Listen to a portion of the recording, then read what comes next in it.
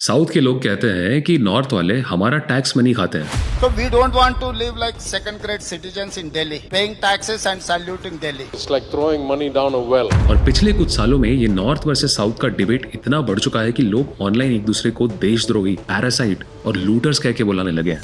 लेकिन जब इस पूरी चीज को आप नंबर्स और हिस्ट्री के साथ देखते हैं तो आपको एक अजीब सी चीज पता चलती है, ना ही साउथ विलन है ना ही नॉर्थ विलन है। तो क्या साउथ सच में नॉर्थ को पाल रहा है? सबसे पहले उस आर्ग्यूमेंट पे आ जाते हैं जो कि हर डिबेट में आता है। कर्नाटका सेंटर को 100 रुपीज देता है और उसके बदले में उसको सिर्फ 15 रुपीज वापस मिलते हैं। सुनने में गुस्सा आता है, और अगर ये सच है तो साउथ का गुस्सा बिल्कुल जायज है, पर ये सिर्फ एक पॉलिटिकल क्लेम है। पर रुपी रिटर्न का कोई यूनिवर्सली एक्सेप्टेड नंबर है ही नहीं। तो फिर ये टैक्स का पैसा बांटता कौन है? हर कुछ सालों में एक बॉडी बनती है जिसे बोलते हैं फाइनेंस कमीशन, और ये डिसाइड करती है कि सेंटर के टैक्स का अमाउंट स्टेट्स में किस हिसाब से डिवाइड होगा। और 15th फाइनेंस कमीशन ने ये डिसाइड किया था कि इस अमाउंट का 41% स्टेट्स को दिया जाएगा, और इसमें सबसे ज्यादा वेटेज इनकम डिस्टेंस को दिया जाएगा। मतलब जो स्टेट जितना गरीब है उसको उतना ज्यादा फंड मिलेगा। इसी फॉर्मूला की वजह से कर्नाटका का शेयर 4.7% से गिर के 3.6% पे रह गया, और इसी वजह से कई सारे साउथ इंडियन स्टेट्स को ये लगता है कि उन्हें उनकी सक्सेस की सजा मिल रही है। और इसमें भी एक ट्विस्ट है, सरकार कहती है कि 41% ऑफ सेंट्रल टैक्स रेवेन्यू मिलेगा, पर ध्यान दीजिए ये 41% पूरे टैक्स रेवेन्यू का नहीं है, ये सिर्फ डिविजिबल पूल का है। सेंटर सेस और सरचार्ज के थ्रू भी पैसे कमाती है, पर ये पैसा डिवाइड नहीं होता है। इसको सिंप्लीफाई करने के लिए एक एग्जांपल से समझते हैं। एक बाप कहता है कि मैं अपनी कमाई का 41% बच्चों में बांटूंगा, लेकिन पहले वो अपनी कमाई का बड़ा हिस्सा एक स्पेशल फंड बोलकर अलग रख लेता है। अब कागज पर तो वो 41% बता रहा है, पर असल में बच्चों को बहुत कम मिल रहा है। सेंटर के साथ भी कुछ ऐसा ही होता है। कागज पर स्टेट्स को 41% दिखता तो है, लेकिन असल में उनके पास सिर्फ 29% तक ही जाता है। लेकिन अगर पैसे बांटने का सिस्टम ऐसा है तो एक सवाल उठता है, नॉर्थ और साउथ के बीच में ये गैप बना कैसे?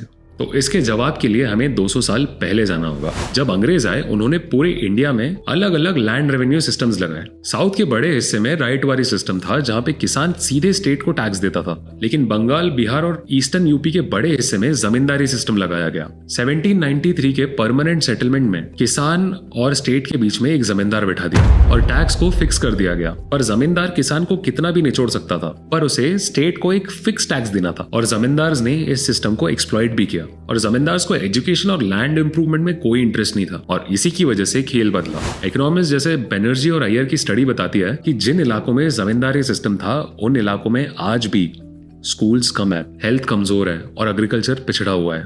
मतलब नॉर्थ की आधी कहानी अंग्रेजों ने आजादी से पहले ही लिख दी थी और ये पूरा सिस्टम बना दिया था। और इसी बीच साउथ को कुछ एडवांटेजेस भी मिले, जैसे मैसूर की रियासत ही ले लीजिए। जब बाकी इंडिया अंधेरे में था तो मैसूर के दीवान एम विश्वेश्वरैया डैम्स बना रहे थे, फैक्ट्रीज लगा रहे थे और इंस्टीट्यूट्स खड़े कर रहे थे। बैंगलोर में इंडियन इंस्टीट्यूट ऑफ साइंस की नींव इसी इकोसिस्टम में रखी गई थी। यानी आज का बैंगलोर रातों रात नहीं बना, इसकी प्लानिंग 100 साल पहले ही चालू हो चुकी थी। केरलम में ट्रावेनकोर की रियासत और स्कूल्स आम लोग तक पहुंची, खासकर लड़कियों तक। लड़कियां वहां पे तब पढ़ रही थी जब देश के कई हिस्सों में ये सोचना भी नामुमकिन था। तो साउथ को मेहनत के साथ साथ एक हेड स्टार्ट भी मिला। पर साउथ आगे कैसे निकला, यहाँ पे क्रेडिट साउथ को देना पड़ेगा, क्योंकि उसने एडवांटेजेस को अपॉर्चुनिटीज में बदला। तमिलनाडु ने एजुकेशन में मैसिव इन्वेस्टमेंट किया।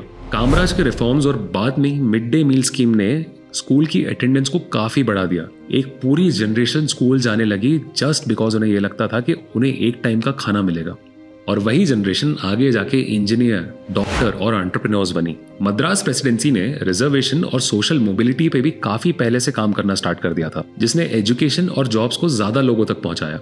कर्नाटका ने एजुकेशन को एक इंडस्ट्री में बदल दिया। पहले कॉलेजेस आए, फिर टेक्नोलॉजी कंपनीज, और अब बैंगलोर इंडिया का सिलिकॉन वैली कहलाता है। आंध्र प्रदेश और तेलंगाना ने इंजीनियरिंग टैलेंट क्रिएट किया। हैदराबाद आईटी और फार्मा का हब बना। केरला ने लिटरेसी और हेल्थ केयर पे काफी फोकस किया। पर केरला की ग्रोथ में मेजर हाथ था गल्फ में रह रहे उन केरलाइट्स का, जो वहां से यहाँ पे अपने पैसे बेचते थे। तो साउथ की ग्रोथ डिपेंड करती थी इन 3 चीजों पे। पहली थी मेहनत, दूसरा था ह्यूमन इन्वेस्टमेंट, और तीसरा था हिस्टोरिक एडवांटेज। लेकिन अगर साउथ आगे निकला तो नॉर्थ पीछे कैसे रह गया? इसके पीछे का रीजन था एक पॉलिसी जो कि बहुत कम लोग जानते हैं, नॉर्थ का डिसएडवांटेज। जरा सोचिए, आप उस स्टेट में रहते हैं जहाँ की जमीन के अंदर कोल, आयरन और रिच मिनरल्स हैं, और आपको लगता है कि फैक्ट्री यहीं लगेगी, नौकरियां भी यहीं आएंगी। लेकिन फिर दिल्ली से एक फाइल आती है। साल था 1952। Freight equalisation policy. उस फाइल में लिखा था कि कोल और आयरन पूरे देश में एक ही रेट पे मिलेंगे। सुनने में तो काफी फेयर लगता है, लेकिन आपका असली एडवांटेज खत्म हो जाता है। अब कोई बिजनेसमैन आपके स्टेट में आके फैक्ट्री क्यों लगाएगा जब उसे सेम रॉ मटेरियल मुंबई और चेन्नई में भी सेम प्राइस पे मिल रहा है, जहां पे पोर्ट्स भी हैं और एक्सपोर्ट भी आसान है। और इसका सबसे बड़ा डिसएडवांटेज ये था कि जहां पे नेचुरल मिनरल्स थे वहां पे फैक्ट्रीज आई नहीं। ये कहानी थी बिहार, झारखंड और बंगाल की, और ये पॉलिसी करीब 40 साल तक चली। लेकिन यहाँ भी पूरी कहानी पॉलिसी की नहीं है।